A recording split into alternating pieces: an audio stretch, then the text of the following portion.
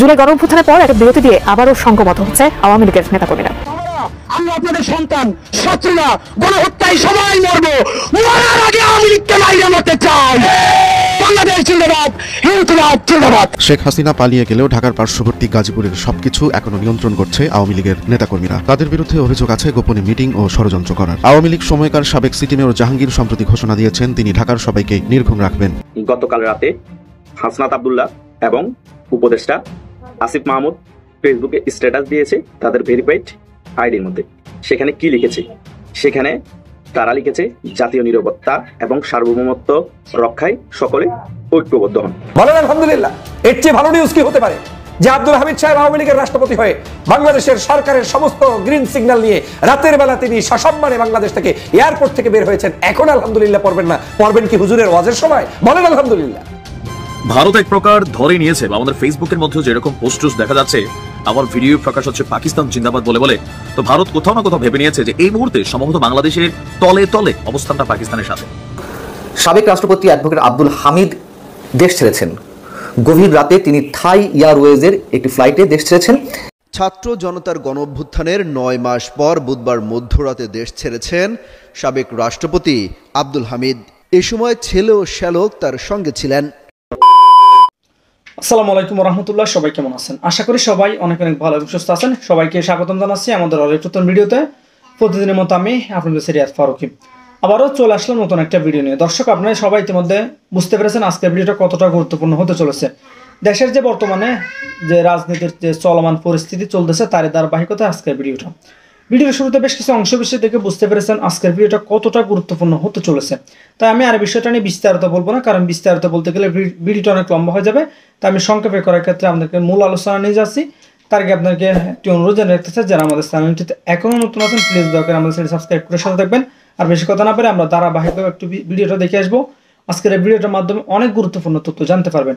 চলুন আমরা একটু বিস্তারিত দেখে আসি। হাসনাত আব্দুল্লাহ এবং উপদেষ্টা আসিফ মাহমুদ ফেসবুকে স্ট্যাটাস দিয়েছে তাদের ভেরিফাইড আইডির মধ্যে। সেখানে কি লিখেছে? সেখানে তারা লিখেছে জাতীয় নিরাপত্তা এবং সার্বভৌমত্ব রক্ষায় সকলে ঐক্যবদ্ধ হন। আমার কথা হচ্ছে, পাকিস্তান এবং ভারত যুদ্ধের দামাডল যখন বেজে উঠেছে এবং যুদ্ধ যখন কাশ্মীরে শুরু হয়ে গিয়েছে, তখন কেন এই পোস্ট দেওয়া হচ্ছে? তার মানে তারা কি ধরে নিয়েছে পাকিস্তানে ভারতের হামলা, বাংলাদেশে হামলা, পাকিস্তানের সার্বভৌমত্ব যখন হুমকির মুখে, বাংলাদেশের সার্বভৌমত্ব আমাদের হুমকির মুখে আছে। তার মানে পাকিস্তান এবং বাংলাদেশ একটা একই দেশ। যদি তাই না হয়, তাহলে যখন মায়ানমার এর আরাকান আর্মি বাংলাদেশের 10 কিলোমিটার ভিতরে ঢুকে নাচ গান প্রোগ্রাম করেছে, অস্ত্র প্রদর্শন করে, তখন কেন তারা এই পোস্টটা দেয়নি জাতীয় নিরাপত্তা ও সার্বভৌমত্ব রক্ষায় সকল ঐক্যবদ্ধ হন? তখন কি আমাদের জাতীয় নিরাপত্তা ভঙ্গ হয়নি, সার্বভৌমত্ব ভঙ্গ হয়নি? তখন কেন পোস্ট দেয়নি? এটা তো আরো বেশি খারাপ অবস্থা, আমাদের দেশের ভিতরে ঢুকে গিয়েছিল। পাকিস্তানে যুদ্ধ লেগেছে ইন্ডিয়ার সাথে, তো আমাদের জাতীয় নিরাপত্তা সার্বভৌমত্ব রক্ষা ঐক্যবদ্ধ হতে বলতেছে না, কিন্তু মায়ানমার যখন আমাদের দেশে ঢুকে অস্ত্র নিয়ে প্রদর্শন করে নাচানাচি করতেছে, তখন কি সার্বভৌমত্ব হুমকি হয়নি? তার মানে কি বোঝাতে চাচ্ছে? জনগণকে এসব পোস্ট দিয়ে পাকিস্তানের পক্ষ ঐক্যবদ্ধ হতে বলতেছে এবং পাকিস্তানের পক্ষে কথা বলতেছে। এসব হটকারীমূলক স্ট্যাটাস, বাটপারিমূলক স্ট্যাটাস জনগণ বুঝে গিয়েছে। তুমি যদি মায়ানমার যখন এসব কার্যকলাপ করছিল তখন এই পোস্ট দিতা, আমরা সকলে সাধুবাদ জানাতাম, সকলে ঐক্যবদ্ধ হতাম, তোমাকে বাহাবা জানাতাম। কিন্তু তুমি মলম হাসনাত এবং উপদেষ্টা আসিফ মাহমুদ যে সাইকোলজি পোস্ট দিচ্ছ, জনগণকে গুমরা করার চেষ্টা করতেছো। জনগণ সকল কিছু বুঝে গিয়েছে। জনগণ তোমাদের এসব বাটপারি কথাবার্তায় সাই দিবে না। অবশ্যই আমাদের দেশের মধ্যে যদি যে কোনো দেশ আক্রমণ করে, আমরা যে রাজনৈতিক দলের হয় না কেন, যে মতাদর্শ হয় না কেন, আমরা সকলে একত্রিত হয়ে যুদ্ধ করবো। কিন্তু তোমাদের বাটপারিমূলক পোস্ট, বাটমারিমূলক ব্রেনওয়াশমূলক পোস্ট দিয়ে জনগণকে গুমরা করতে পারবে না। আরেকটা দেশ আমাদের সার্বভৌমত্ব ধ্বংস করে, আরেকটা দেশ আমাদের দেশের জাতীয় নিরাপত্তাকে চ্যালেঞ্জ করে, তখন তোমরা এসব কথা বলো ঐক্যবদ্ধ হওয়ার জন্য। পাকিস্তান আক্রমণ করলে তখন ঐক্যবদ্ধ হতে হবে কেন? পাকিস্তান আমাদের দেশে 2 লক্ষ মা বোনের ইজ্জত নিয়েছে, 30 লক্ষ বাংলাদেশি মানুষ হত্যা করেছে। সেই পাকিস্তানের সার্বভৌমত্ব রক্ষা করার জন্য আমরা কেন ঐক্যবদ্ধ হবো? পাকিস্তানের নিরাপত্তা বিঘ্নিত হলে আমাদের কেন নিরাপত্তা বিঘ্নিত হবে? পাকিস্তান আর আমরা কি এক দেশ? উত্তর দাও। এইসব বাটপারিমূলক কথাবার্তা 8 মাস ধরে বলতেছো, জনগণকে ব্রেনওয়াশ করতেছো, আইওয়াশের কথা বলতেছো। তোমাকে থাপড় মারো, তুমি মেডিকেলে ভর্তি হয়ে যাচ্ছ। তুমি যে কত বড় নাটকবাজ, বাংলাদেশ ধ্বংসকারী, তাতেই বোঝা যাচ্ছে। তোমরা পাকিস্তানে চলে যাও, পাকিস্তানে গিয়ে রাজনীতি করো। তোমাদের জন্য বাংলাদেশ না, বাংলাদেশ আলাদা একটা দেশ। তোমরা বাংলাদেশকে পাকিস্তানের চোখে দেখলে হবে না। কথা কি বুঝতে পেরেছো? এখন যে করিডোর দিয়ে দিচ্ছে, তখন কি আমাদের জাতীয় নিরাপত্তা হুমকির মুখে পড়ে না? তখন কি আমাদের সার্বভৌমত্ব হুমকির মুখে পড়ে না? জান্তা সরকার যখন যদি আমাদেরকে আক্রমণ করে, তখন তোমরা কি করবা? সে ব্যাপারে কোনো প্রশ্ন নাই, সে ব্যাপারে কোনো কথা নাই। পাকিস্তানে হামলা হয়েছে, এখন সবাই ঐক্যবদ্ধ হতে হবে, ইন্ডিয়াতে হামলা করতে হবে, ঘুরে ফিরে এগুলো বলতেছো জাতীয় নিরাপত্তা আমাদের হুমকি। ইন্ডিয়াকে আমাদেরকে আক্রমণ করেছে, ইন্ডিয়াকে আমাদের আক্রমণ করবে বলেছে। এই ইন্ডিয়ার কারণে আজকে স্বাধীন বাংলাদেশ পেয়েছো। এখন অনেকে বলবে ইন্ডিয়ার দালাল। বাস্তবতা, পৃথিবীতে কেউ কাউকে এমনি সহযোগিতা করে না, গিভ এন্ড টেক। আমি তোমাকে সহযোগিতা করেছি, তার বিনিময়ে আমিও কিছু নিব। কিছু নিয়েছে সহযোগিতা করার নাম দিয়ে এসব বলে বেরিয়ে লাভ নেই। তোমরা যে এসব পোস্ট দিচ্ছ, পাকিস্তান তো তোমাদেরকে ভিতরগতভাবে যে কোনো কিছুতে সহযোগিতা করবে বলেই তো এসব পোস্ট দিচ্ছ। পাকিস্তানের সাথে কেন আঘাত করেছো? পাকিস্তান সহযোগিতা করে তোমাদের ক্ষমতায় রাখবে, আমেরিকা সহযোগিতা করে তোমাদের ক্ষমতায় রাখবে, সেখানে করিডোর দিয়ে দিচ্ছ না? এটাই তো গিভ এন্ড টেক সকল কিছুই। কথা বুঝো না? এখন যদি বলি তুমি পাকিস্তানের দালাল, আমেরিকার দালাল, ইসরায়েলের দালাল, তখন তো বলবা না আমরা তো কিছুই করিনি, আমরা সাধু, সব বাদ পারি, আর বাংলাদেশে চলবে না। সকল কিছু আমরা জনগণের কাছে তুলে ধরবো, তোমাদের সকল হটকারীমূলক কথাবার্তা জনগণের কাছে তুলে ধরবো। তোমাদের এসব স্ট্যাটাস দিয়ে জনগণ সার্বভৌমত্বের হুমকি হবে, নিরাপত্তার হুমকি হবে, এসব বলে একত্রিত করতে পারবে না। জনগণ ঠিক একত্রিত হয়ে যাবে, আমাদের দেশের মধ্যে কোনো আক্রমণ আসে তোমরা বলা লাগবে না। 71 সালে যেরকম আওয়ামী লীগের নেতৃত্বে একত্রিত হয়ে যুদ্ধ করে বাংলাদেশ স্বাধীন করেছে, সেম আওয়ামী লীগই দেখবা আবার নেতৃত্ব দিতে হবে সামনে যদি কোনো ভয়াবহ পরিস্থিতি বাংলাদেশে এবং যুদ্ধ অবস্থা হয়। এটাই হচ্ছে বাস্তবতা, এটাই হচ্ছে বাংলাদেশের আসল প্রেক্ষাপট। আওয়ামী লীগ ছাড়া এই বাংলাদেশে যুদ্ধ অবস্থাতে নেতৃত্ব দেওয়ার মতো এখন বাংলাদেশে কোনো জন্ম নিবেও না, কারণ এই মাটির সাথে আওয়ামী লীগের টান আছে। এই বাংলাদেশের জন্ম এই আওয়ামী লীগ দিয়েছে, এটাই বাস্তবতা। তোমার এই স্ট্যাটাসে তোমার এই কথাই কেউ সারা দিবে না। প্রস্তাব কথা কি বুঝতে পেরেছো? সঠিক সময়ে সঠিক পোস্ট দিলে ঠিকই সারা পেতা এবং ভাবা পেতা। সমালোচনা সঠিক সময় করতে পারো না, ব্যাটিক সময় এসে পোস্ট দিচ্ছ। ডক্টর ইউনূসকে রাষ্ট্রপতি ও তারেক রহমানকে প্রধানমন্ত্রী করে জাতীয় সরকার গঠনের প্রস্তাব, আপনি কি একমত? দর্শক, খুবই গুরুত্বপূর্ণ একটা প্রস্তাব আনুষ্ঠানিকভাবে উপস্থাপন করা হয়েছে, যদিও প্রায় সেম প্রস্তাবনা, অলমোস্ট সেম প্রস্তাবনা পিনাকি ভট্টাচার্য দিয়ে আসছেন। এটা নতুনভাবে আবার সামনে আসে, আনুষ্ঠানিকভাবে সংবাদ সম্মেলন করে এই প্রস্তাব দেওয়া হয়েছে। আপনি এই প্রস্তাবের সাথে একমত কিনা দর্শক জানাবেন, খুবই গুরুত্বপূর্ণ। আই রিপিট, ডক্টর ইউনূসকে রাষ্ট্রপতি ও তারেক রহমানকে প্রধানমন্ত্রী করে জাতীয় সরকারের প্রস্তাব। দেখেন, বাংলাদেশের যে সমস্যা, বাংলাদেশের যে সংকট, নির্বাচন হলে এই সংকট আরো বাড়বে। নির্বাচনের তারিখ ঘোষণা হলেই বাংলাদেশের লাশের পর লাশ পড়বে, কারণ নির্বাচনের কোনো পরিবেশ এখন পর্যন্ত তৈরি হয়নি। বাংলাদেশের রাজনৈতিক সংস্কৃতি বা অনেক কিছু ব্যাপক পরিবর্তনের দরকার আছে, কোনো সংস্কার হয়নি। নির্বাচনে ভোট কারচুপি হবে, বেশি শক্তি, কালো টাকা, এগুলোর প্রদর্শনী হবে। এটা আমরা যে কেউ বুঝি, বিএনপিও জানে, কিন্তু তারপর ওই গায়ের জোরে তারা নির্বাচন করার চেষ্টা করছে। এছাড়া দর্শক, বিভিন্ন ক্ষেত্রে বাংলাদেশের অবস্থা ভালো না, ঝুঁকির মধ্যে আছে। অর্থনৈতিক স্থিতিশীলতা দরকার, যেটা একটা জাতীয় ঐক্য দরকার, বিভাজন থেকে আমাদের বেরিয়ে আসা দরকার। কিন্তু একটা নির্বাচিত সরকার আসলে এই সমস্যাগুলো বাড়বে। সকল নির্বাচিত সরকার আসবে, বিরোধী দলকে পেটাবে, বিরোধী দল হরতাল করবে, আন্দোলন করবে, মানে সেই পুরনো বৃত্তে আবার কোন অঘটনের মাধ্যমে দেশ কোন দিকে যায়, আবার কোন বিপ্লব করা লাগে, কত হাজার মানুষ মারা যায় বলা যায় না। এই বাস্তবতায় so-called election before huge reforms কোনো সলিউশন না। এর জন্য আমি মনে করি, এটা গণ অধিকার পরিষদের কথা বা আরো অনেকে বলছে, জাতীয় সরকার দরকার, জাতীয় ঐক্যমতের সরকার দরকার, যেখানে ডক্টর ইউনূস থাকবে, এই উপদেষ্টা পরিষদের মধ্যে যাদের পারফরমেন্স ভালো তারাও থাকবে, রাজনৈতিক দলগুলো থাকবে, জামাত থাকবে, বিএনপি থাকবে, সবাই থাকবে। এবং এই ধরনের সরকারে তারেক রহমান ডক্টর ইউনূসের ডেপুটি হিসাবে তিনি ফিট এবং তিনি এর হকদার। এ বিষয়ে কেউ আপত্তিও করবে না, জামাত আপত্তি করবে না, কেউ করবে না। নইলে দেশ একটা অনিশ্চয়তার মধ্যে থাকবে। আমি আবারও বলছি, নির্বাচন যদি 2 বছর পর হয়, তারপরও দেশের সমস্যা পুরোপুরি সমাধান হবে না, বিভাজন থেকে যাবে, ষড়যন্ত্র, পাল্টা ষড়যন্ত্র এগুলো থেকে যাবে। এজন্য সবাই মিলে যদি একটা সরকার গঠন করা যায়, তাহলে সত্যিকার অর্থে আমরা যে ঐক্যের স্বপ্ন দেখি, সে ঐক্য সম্ভব, আওয়ামী লীগকে নিশ্চিহ্ন করা সম্ভব। ডক্টর ইউনূসকে রাষ্ট্রপতি, তারেক রহমানকে প্রধানমন্ত্রী করে জাতীয় সরকারের প্রস্তাব। অন্তর্বর্তী সরকারের প্রধান উপদেষ্টা অধ্যাপক ডক্টর মোহাম্মদ ইউনূসকে রাষ্ট্রপতি ও বিএনপির ভারপ্রাপ্ত চেয়ারম্যান তারেক রহমানকে প্রধানমন্ত্রী করে জাতীয় সরকার গঠন প্রস্তাব দিয়েছে নতুন দল জাতীয় ঐক্য সংহতি পরিষদ। এটা যারাই এই প্রস্তাব দিক, এই প্রস্তাবটা জনমানুষের প্রস্তাব। হয়তোবা ছোট একটা দল, নাম সর্বস্ব একটা দল এই প্রস্তাব দিয়েছে, কিন্তু এই প্রস্তাবের সাথে জাতি একমত। এই প্রস্তাবের উপর যদি গণভোটের আয়োজন হয়, দেখবেন যে সমগ্র জাতি এর সাথে একমত, সবাই হাসি মুখে মেনে নিয়েছে এবং মানুষ এটাই চায় যে ডক্টর ইউনূস প্রধান থাক, তারেক রহমান, শফিকুর রহমান এরা থাক, একটা সুন্দর সরকার গঠন করা হোক। আমি মনে করি বিএনপির হাইকমান্ড বা বিএনপির কিছু কিছু ভারতপন্থী বা লোভী নেতা জাতীয় সরকার বিরোধিতা করলো, মানে তারা একারা সব খাবে, ডক্টর ইউনূস কেন, এই ধরনের একটা মানসিকতা, তারা বিরোধিতা করলো এই প্রস্তাবে। বিএনপির যে জনশক্তি, বিএনপির যে ভোটার, তাদের প্রায় সবাই 2-1% বাদে একমত পোষণ করবে। আওয়ামী লীগ আর বিএনপির 1% বাদে সমগ্র জাতি এই বিষয়ে একমত পোষণ করবে। জামাতও আমি মনে করি কোনো আপত্তি করবে না, এটা আমার ব্যাখ্যা। এক সংস্কার রূপরেখা আরো নানান বিষয়ে আলোচনা করেন, ওটা মূল হচ্ছে আমার পয়েন্ট, যে প্রস্তাবটা আনুষ্ঠানিকভাবে প্রেস ক্লাবে উত্থাপিত হয়েছে। নজিবুল হক আহ্বায়ক এই সংগঠনের 20 সদস্য বিশিষ্ট কমিটি এই নতুন দল জাতীয় সরকার রূপরেখা নতুন মন্ত্রিসভার আনুপাতিক হারের একটি প্রস্তাব তুলে ধরেন। ডক্টর ইউনূসকে রাষ্ট্রপতি, বদিউল আলম মজুমদারকে উপরাষ্ট্রপতি, তারেক রহমানকে প্রধানমন্ত্রী, ডাক্তার শফিকুর রহমানকে উপপ্রধানমন্ত্রী করে জাতীয় সরকারের রূপরেখা প্রস্তাব করেন জাতীয় উপস্থিত ঐক্য সংহতি পরিষদের নেতারা। আমি এই প্রস্তাবের সাথে একমত এবং বাস্তবসম্মত প্রস্তাব। যে যার যোগ্য সেটা, যেমন ডাক্তার শফিকুর রহমানকে প্রধানমন্ত্রী না, উপপ্রধানমন্ত্রী, রাইট? এটাই হওয়া উচিত, কোনো সমস্যা নেই, ডাক্তার শফিকুর রহমান আপত্তি করবে না। আর মন্ত্রী পরিষদে কারা, এটা আনুপাতিক হারে হবে। এছাড়া নতুন মন্ত্রিসভায় আনুপাতিক হারও প্রকাশ করেন তারা, তাদের প্রস্তাব অনুসারে বিএনপি 25%, জামাত 20%, এনসিপি 15%, ইসলামী আন্দোলন 5%, গুরুত্বপূর্ণ ব্যক্তি 10% এবং অন্য রাজনৈতিক দল থেকে 25% সদস্য নিয়ে এই নতুন মন্ত্রিসভা গঠনের প্রস্তাব পেশ করে নতুন দল। চমৎকার। এটা যদি করা যায়, আমি মনে করি সত্যিকার অর্থেই বাংলাদেশকে সিঙ্গাপুর, দক্ষিণ কোরিয়া তাদের মতো একটা দেশ বানানো সম্ভব।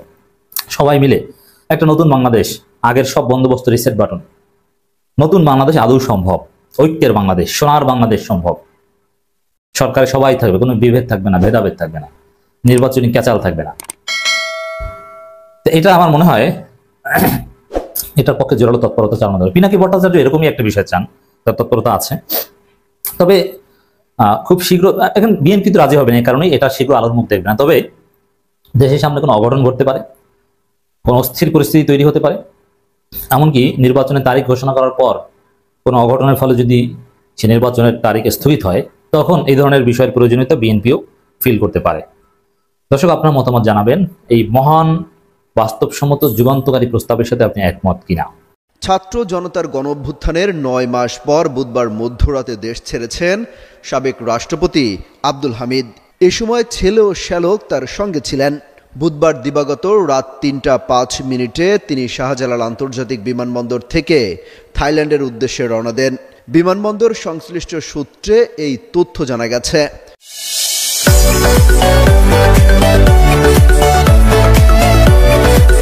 সূত্রটি জানিয়েছে, রাত 11টার দিকে শাহজালাল আন্তর্জাতিক বিমানবন্দরে যান আব্দুল হামিদ। এ সময় তার সঙ্গে ছেলে রিয়াদ আহমেদ ও শ্যালক ডক্টর এম নওশাদ ছিলেন। সেখানে যাওয়ার পর ইমিগ্রেশনে প্রয়োজনীয় যাচাই বাছাই শেষে দেশ ছাড়ার সবুজ সংকেত পান সাবেক রাষ্ট্রপতি। আব্দুল হামিদের বিরুদ্ধে কোনো সংস্থার কাছে কোনো অভিযোগ ছিল না বলেও জানা গেছে।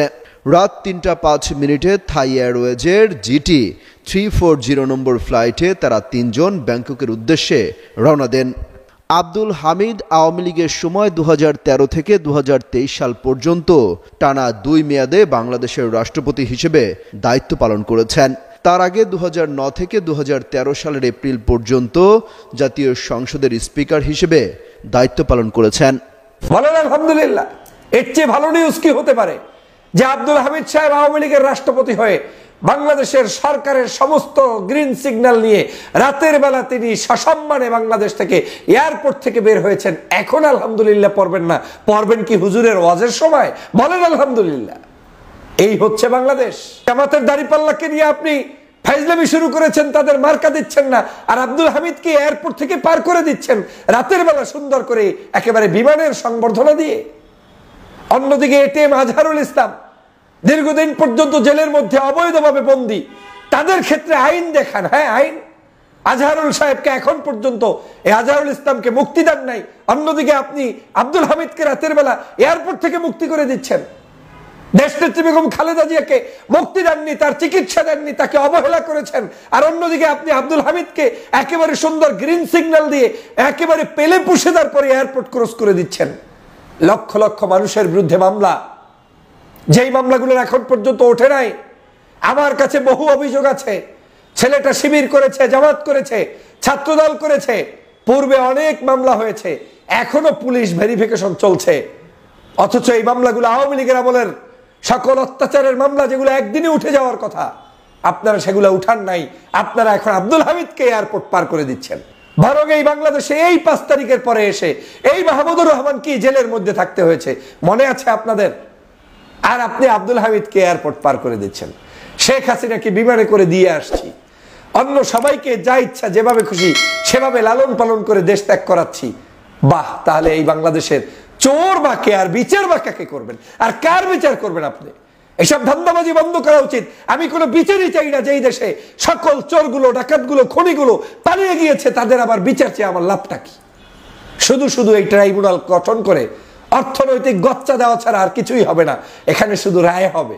পাঠানো হলো বাংলাদেশ থেকে বিদেশে। আমি আব্দুল হামিদ সাহেব কখন কিভাবে দেশে থাকবেন কি থাকবেন না, বিদেশে যাবেন কি যাবেন না, একজন রাষ্ট্রপতি হিসেবে তার কতটুকু সম্মান দেওয়া উচিত না, এ নিয়ে আমি তর্ক বিতর্ক করলে অনেক করতে পারবো। কিন্তু আমি প্রত্যেকটি মানুষকে সম্মান দেওয়ার পক্ষে অবশ্যই, কিন্তু একটু স্মরণ করিয়ে দিতে চাই যে আব্দুল হামিদ সাহেব বাংলাদেশ থেকে এয়ারপোর্ট থেকে যে সম্মান নিয়ে বাংলাদেশ থেকে বিদায় নিলেন, এই হামিদ সাহেবদের সরকার আওয়ামী লীগ বাংলাদেশ থেকে কাকে সম্মান নিয়ে বিদায় জানাতে পেরেছিল বিগত আওয়ামী লীগ সরকার আমলে? দেশনেত্রী বেগম খালেদা জিয়াকে বাংলাদেশ থেকে চিকিৎসার জন্য বিদেশে যাওয়ার একটু সুযোগ পর্যন্ত দেয়নি। তখন কি আব্দুল হামিদ সাহেবরা বাংলাদেশে ছিলেন না?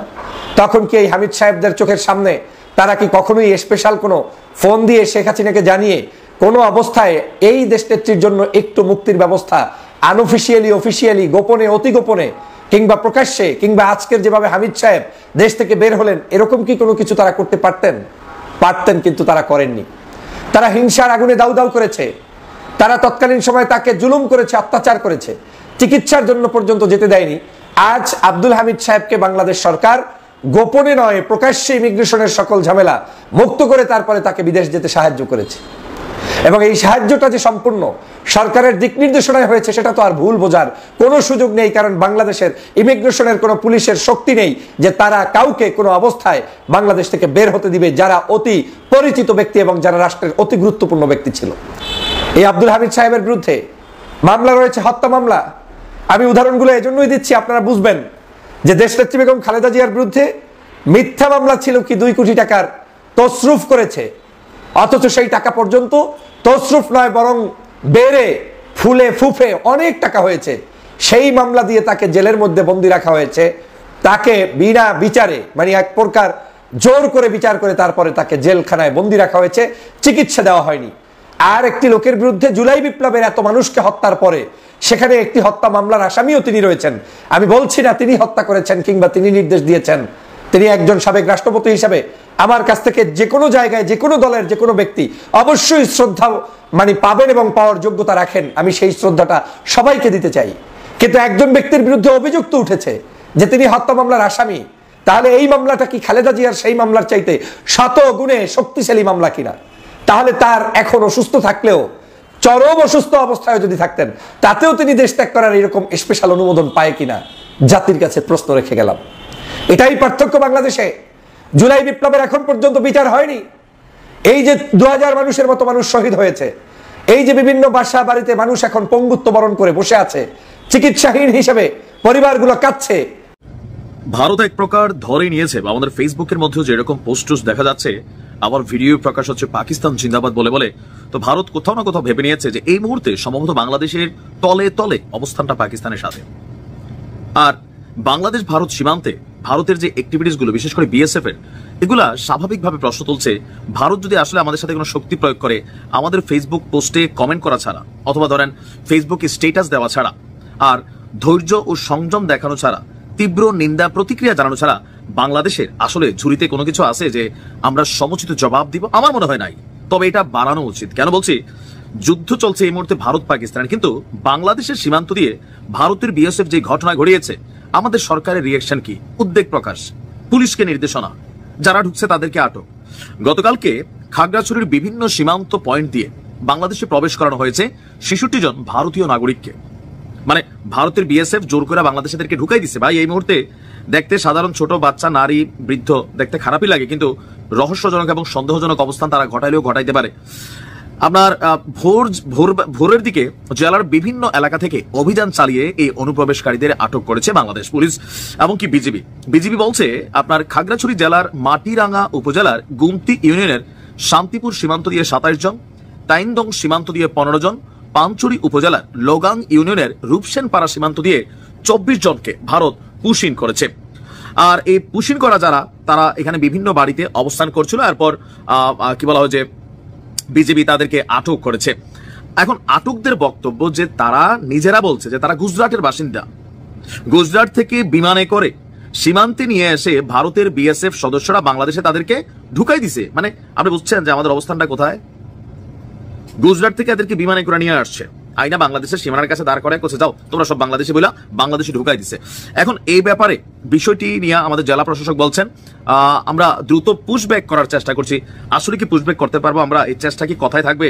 আমাদের জাতীয় নিরাপত্তা উপদেষ্টা তিনিও বক্তব্য দিয়েছেন, এমনকি আমাদের পুলিশের আইজিপি সীমান্তবর্তী যে থানাগুলো আছে, পুলিশগুলো আছেন, তাদেরকে নির্দেশনা দিয়েছেন যেন আমরা সচেতন থাকি, সজাগ থাকি, সতর্ক থাকি। কিন্তু একটা দেশের মধ্যে আরেকটা দেশের মানুষ তাদেরকে বাংলাদেশি বলে ঢুকাই দেওয়া হচ্ছে, এটা তো ভাই গায়ের জোর রে। এখন কি পাকিস্তানের ঝাল আমাদের সাথে বিটাচ্ছে? আর আমরাও তো মানে ফেসবুকে মোটামুটি সয়লাভ হয়ে গেছি পাকিস্তানিদের পক্ষে যারা আছি অনেকেই, তাই না? আবার কেউ ভারতের পক্ষে হয়ে গেছি। তো এই ঠেলাঠেলির খেলায় বাংলাদেশ আসলে তার মেরুদণ্ডটার মধ্যে কতটুকু জোর আছে? আমার মনে হয় যে যারা ঢুকছে বাচ্চা সাধারণ মানুষ দেখতে মনে হচ্ছে, তারপরেও আপনি আশঙ্কা এড়াতে পারেন না। কারণ ভারতের মাথায় কি ঢুকে রয়েছে আপনি কিভাবে বলবেন? আর স্পষ্ট বাংলাদেশকে এই মুহূর্তে আপনার পাকিস্তানের দোষর বলে মনে করছে, এমনকি ডক্টর ইউনূসকেও নিয়ে তাদের ভারতীয় মিডিয়া বিভিন্ন ধরনের বক্তব্য দিচ্ছেন। আর এর মাঝখানে যেভাবে পাকিস্তান জিন্দাবাদ বলে ভিডিও ছড়াচ্ছে বাংলাদেশের মানুষ লুঙ্গি টুঙ্গি পইরা, তো এখান থেকে কি পজিটিভ কোনো কিছু হবে? নাকি ফেসবুকে ভারতের বিরুদ্ধে আমরা লড়াই করে ফেলবো? আমাদের মানে মাজা আছে তো নাকি? নাই, আসলে কিন্তু নাই। ভারত তো দূরের কথা, মিয়ানমারের সাথে লড়ার আমাদের সক্ষমতা নাই। দেখেন আরাকান আর্মি ধরে ধরে নিয়ে যায় নাফ নদী থেকে, মন চাইলে সারে, না চাইলে সারে না। এখন এই যে মানুষগুলো ঢুকছে তাদেরকে পুশব্যাক করা, এই পরিস্থিতিতে বাংলাদেশের সক্ষমতা আছে? আমরা আসলে দেখতে চাই। ওদিক দিয়ে রোহিঙ্গা ঢুকাচ্ছেন আমাদের এই সরকার নীরবে, এগুলো নিয়ে আওয়াজ টাওয়াজ খুব বেশি হচ্ছে না। প্রায় 1.5 লক্ষের কাছাকাছি রোহিঙ্গা আমরা ঢুকাই দিচ্ছি। ভাই এটা তো জাতীয় নিরাপত্তার ইস্যু। আসলে ভারতের সাথে এগুলো নিয়ে শক্তভাবে আমাদের কথা বলা দরকার, রিঅ্যাকশনে যাওয়া দরকার। ভালো থাকুন। ব্যক্তিগত কোনো মতামত থেকে আমরা সামাজিক যোগাযোগ মাধ্যম থেকে ভিডিওগুলো কালেক্ট করে আপনাদের মাঝে জাস্ট ভিডিওগুলো তুলে ধরার চেষ্টা করি। ভিডিওটি ভালো লাগলে অবশ্যই শেয়ার করে দিবেন। এই বিষয়ে আপনার মতামত দ্রুত কমেন্টে জানিয়ে ফেলেন। ধন্যবাদ সবাইকে। আল্লাহ হাফেজ।